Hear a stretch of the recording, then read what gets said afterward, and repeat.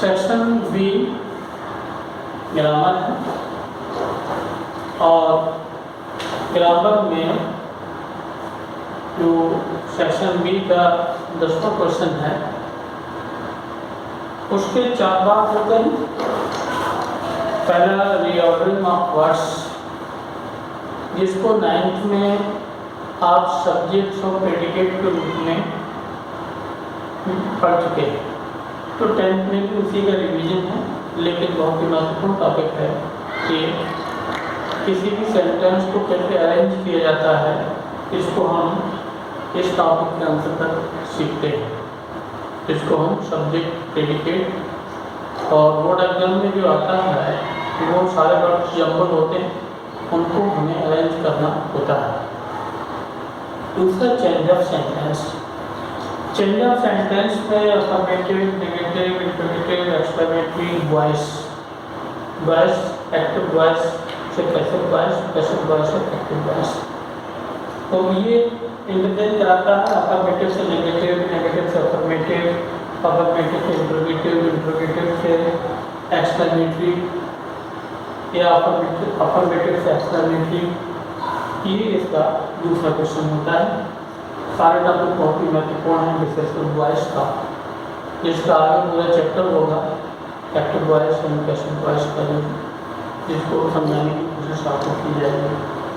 Third question narration, जिसको direct और indirect के नाम से हम जानते हैं। डायरेक्ट स्पीच होती है, उसको इनडायरेक्ट में बदला जाता है, कभी कभी इनडायरेक्ट को डायरेक्ट में भी बदलना होता है। ये हमारा पूरा चैप्टर है ग्रामर की बुक में, जो हम क्रमवार आगे आपको सिखाते चलेंगे। फोर्थ क्वेश्चन है करेक्ट फॉर्म ऑफ वर्ब्स। इसमें वर्ब फिल करनी होती है और ये पूरी तरीके से टेंस पर आधारित है।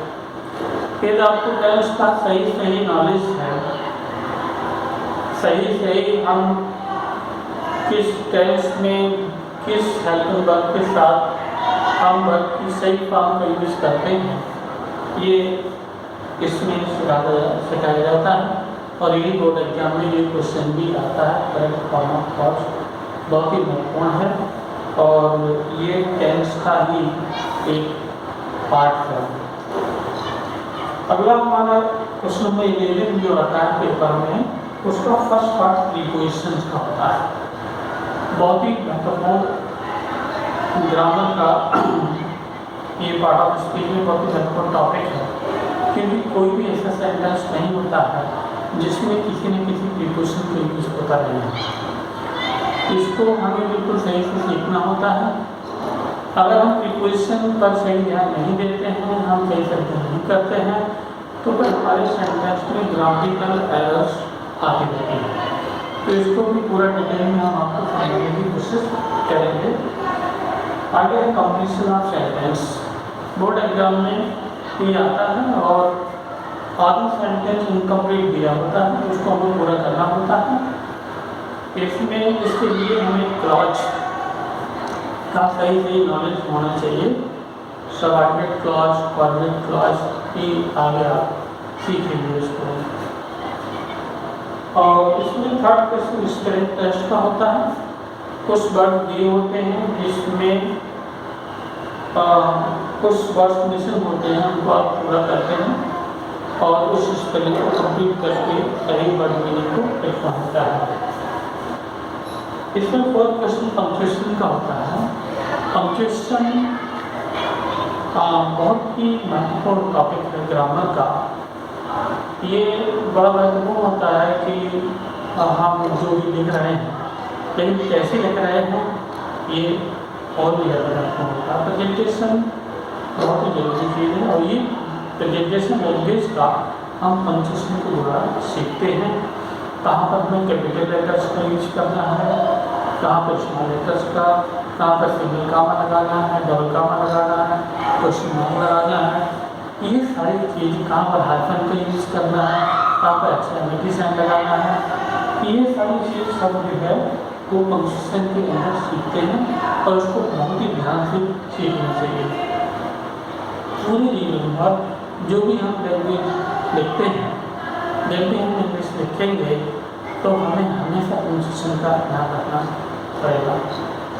तो ये बहुत ही महत्वपूर्ण टॉपिक है। इसके बाद क्वेश्चन नंबर 12 ट्रांसलेशन का छोटी सी स्टोरी आती है बोर्ड एग्जाम में जो है, और इसके लिए जो है पूरा टेंस आपका तैयार होना चाहिए। ट्रांसलेशन की तैयारी हमें हमेशा रखनी चाहिए।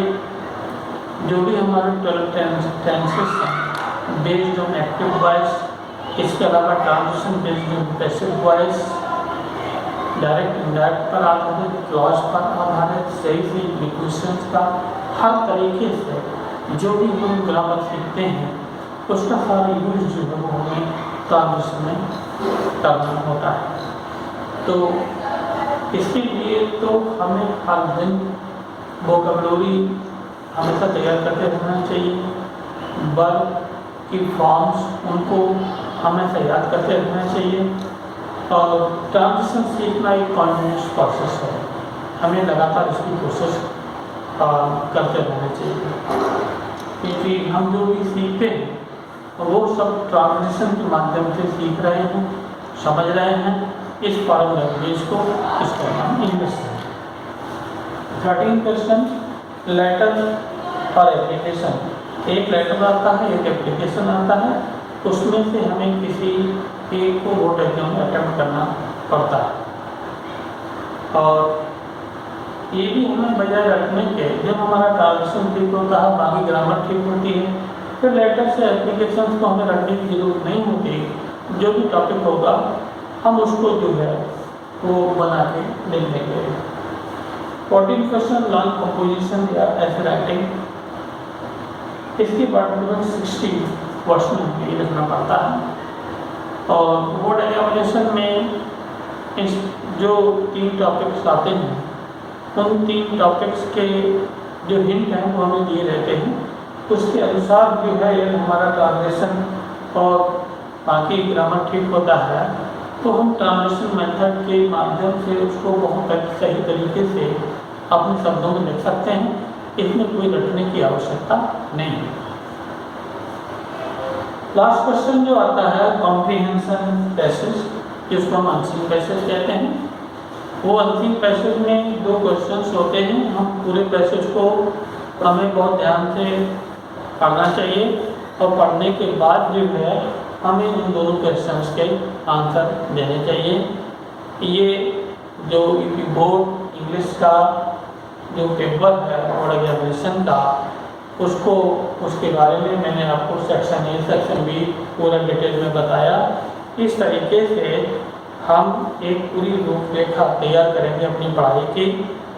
अपनी जो भी हमारी टेक्स्ट स्टडी है part A part B systematic रूप से अब डे बाई डे हम इसी तरीके से आपको एक एक टॉपिक रोज से और ग्रामर से लेते चलेंगे और आपको हमारे साथ जो है वो बने रहना होता है।